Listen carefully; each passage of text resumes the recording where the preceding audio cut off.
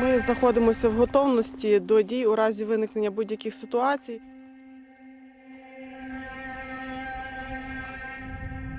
Відслідковуємо наявність військових сил на території суміжної держави. Наша задача – тримати під контролем кордон. So if it will be some situation, we will fight. If you want peace, you should be prepared for the war.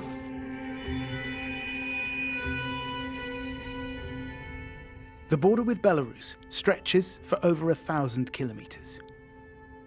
All along this northern frontier, the men and women of Ukraine's border guard are getting ready.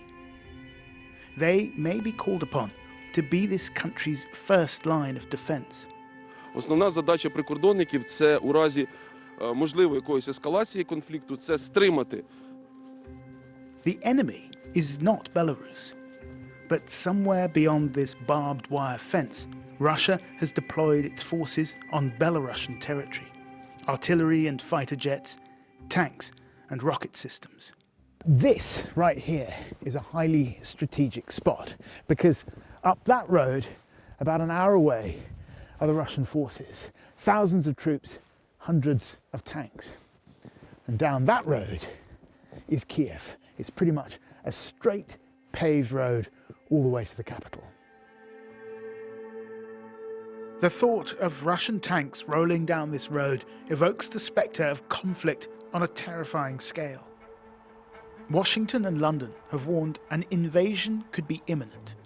Moscow calls that hysteria, while at the same time pumping out pictures of military hardware making its way into Belarus. Their troops welcomed with a traditional greeting of bread and salt. In Kiev, there's a strange feeling of unreality about the looming threat. People here are used to war. There's been fighting in the east for nearly 8 years, and yet the authorities have been playing down the current threat, saying the Russians do not currently have enough forces in place for a full-scale invasion. But a former Ukrainian deputy defense minister, who still advises the government, told me the build-up of troops on the Belarusian border was concerning. So what we prognose is the most possible scenarios. This is the attempt to isolate Kiev, to have an operation like surrounding Kiev and don't let our Ukrainian government to actually operate and to manage the country in these situations. And this operation requires less forces and is possible because of the now exercises in Belarus when they have more Russian troops in Belarus. The Russians aren't the only ones showing off their military hardware. Last week, we travelled to the far west of Ukraine to see Ukrainian forces trying out some new weaponry. Shoulder-held anti-tank missiles provided by the UK.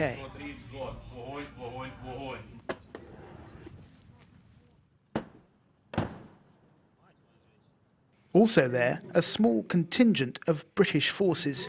How many of you are there? So the training team is ranging between 8 to 9 individuals. Who wanted to be filmed but didn't want to talk.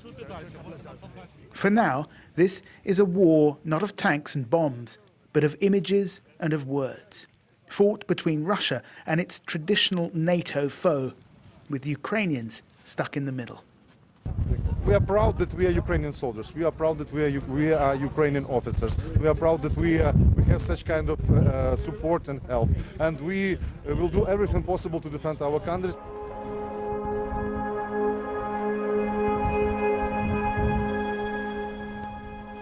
Nowhere is the tension between East and West felt more keenly than in Lviv. Over the past century, control of this city has passed from the Austro-Hungarian Empire to Poland, to Nazi Germany, then to the Soviet Union, and now independent Ukraine. хочу звернути вашу увагу, обратіть увагу, на те, що, бачите, є железобетонне перекриття. In the basement of a residential block, they're preparing a bomb shelter, one of thousands across the city. In the 1980s, Oleg served in Afghanistan alongside Russian and other Soviet soldiers. Now he faces the prospect of fighting against his former brothers in arms. Были раньше в Советском Союзе, мы же все были одной страной и служили все вместе. И сейчас, конечно, это все очень дуже сумно. Да. Что мы находимся сейчас в такой ситуации. Но страну мы свою не отдадим однозначно. Для этого сейчас организуется и территориальная оборона, вы знаете. А вы, если будет необходимости, вы готовы взять винтовку? Да, однозначно. Ну. If Russia does mount an invasion, the chances of it sending forces this far west are vanishingly small. But Lviv is in combative mood. The mayor told me he wanted every man and woman here to be capable of handling a gun. For decades, this city has been one of the centers of Ukrainian national identity, an identity that has been defined in opposition to Moscow. In the garrison church of Saints Peter and Paul, they have a shrine dedicated to those sons of Lviv who've been killed fighting Russian-backed forces in Donbass. Father Taras Mikhalchuk spends much of his time traveling to the east. Тут у храмі у нас знаходяться, ось, щоб ви бачили, наскільки це все страшно. Ось. Right, yeah. That's someone's water bottle that's obviously been hit by shrapnel. Ministering to those on the front lines of a war that is already 8 years old. Do you worry that this conflict is entering a new and more dangerous phase now? Безумовно, сьогодні ситуація, в якій ми опинилися, вона виглядає дещо небезпечніше, ніж було до цього часу. Проте для мене, який уже 8 років, скажімо, переживає, для мене війна має певне своє обличчя. Війна має сльози реальних людей, дітей, маленьких дітей, батьки яких загинули, офіцерів нашої армії української. Ось, і для мене це є обличчя, так? І для мене ворог є чітко виражений, і це ім'я, це є наш північний сусід – Росія.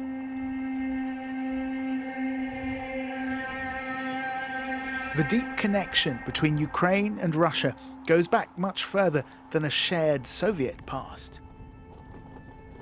It was here 1,000 years ago, in Kiev, in this stretch of river, that Prince Vladimir baptized his people, founding the Russian Orthodox Church. And the further north and east you travel, the more likely you are to meet Ukrainians who, despite everything, have a sense of their connection to Russia through shared bonds of history and of faith.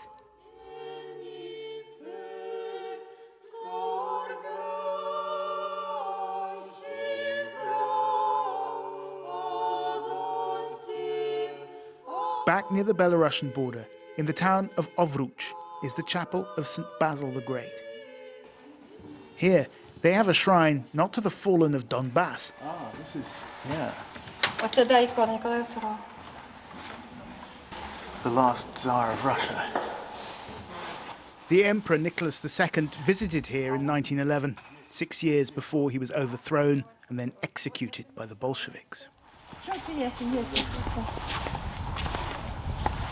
Since the end of communism, the Russian Orthodox Church has functioned not just as a source of spiritual authority, but as an instrument of Russian soft power. Вот я белорусская, вы украинец, а она русский. Мы все одна правда, роды. Мы все братья. Нет, на самом деле у нас просто все. Нас делят. А люди просто сейчас обнищавшие, если честно. У нас обстановка в Украине, наша власть Украину уже положила на лопатки. Украины уже как бы нет. Всё. The image of Ukraine as a chaotic, failing state is part of the Kremlin's playbook. It's a message designed both for domestic Russian consumption, don't flirt with the West, but also part of Moscow's PR campaign in Ukraine. В результате уличных волнений и незаконного свержения власти. Так было в Северной Африке в ходе арабской весны. Так было и на Украине. Сработало. This propaganda war has been going on for years. The more urgent question is, could that develop into a full-scale actual war? The point of highest danger will come in the next few weeks, says Ukraine's former deputy defense minister. 20th of February is a very interesting day. This is the last day of the Olympic Games, and this is the last day of the exercises in Belarus. So we see that at the end of February, they will be more ready from the point of view of capabilities. They will be ready mentally from the point of view of Olympics. They will have maximum forces concentration in Belarus.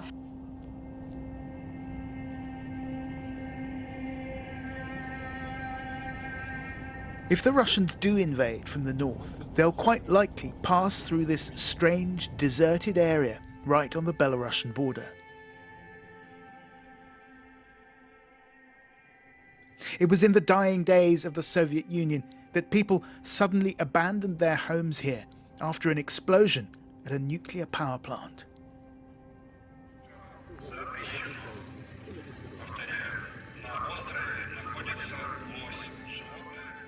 Chernobyl. The very word became synonymous with the callous incompetence of a sclerotic regime after Moscow tried to cover up the accident. What happened here 35 years ago contributed to the collapse of the Soviet Union and Ukraine splitting off and becoming an independent country. And now, even though it's so eerily quiet, it feels like this place is on the front line again.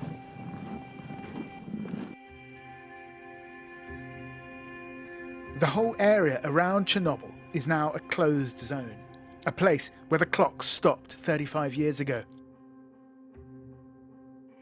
at a time when Ukraine was still shackled to its more powerful neighbour. The abandoned railway station. Yuri Shakhraychuk, the colonel in the border guard, was 3 years old when the reactor exploded. He and his parents were eventually evacuated. It's like a time capsule. Now, as he contemplates the possibility of a Russian invasion, he's the father of 2 young children himself. Как вы думаете, когда он будет и она будет как бы в возрасте, им будет воевать? Дай Бог, щоб ні. Дай Бог, щоб ні, але виховання своїх дітей, перш за все, треба будувати на патріотичній основі. Що Україна – це наша територія, це наша земля, це наша батьківщина, і вона повинна бути суверенна і неподільна. Да. Опасаетесь для их будущее? Ні, на території України за майбутнє своїх дітей я не боюсь взагалі. Я надію, що Україна стане процвітаючою державою і мої діти будуть виїжджати в світ і хвалитися тим, що вони саме приїхали з України.